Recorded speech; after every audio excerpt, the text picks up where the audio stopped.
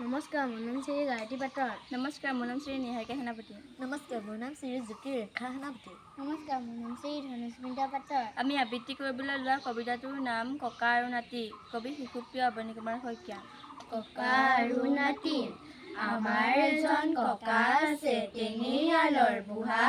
শুনি ভাল লাগে ককাৰ মুখত পুৰণি কালৰ কথা। ককাই বোলে নাতিহঁত শুনা কাণ পাতি, আজি ধৰে নাছিল আমাৰ ঘৰ বিজুলী বাতি। পাতি পইচা এটকা লৈ বজাৰলৈ যাওঁ, মাছ পুঠি শাক পাচলি মোনা ভৰাই পাওঁ।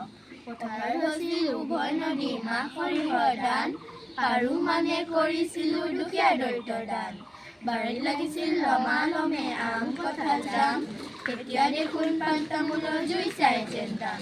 খোজকাঢ়িয়ে কট কছাৰী আলহী খাবলৈ যাওঁ, তহঁতৰ দিনত তলে ওপৰে গাড়ীত বহিবলৈ ঠাই নাপাওঁ।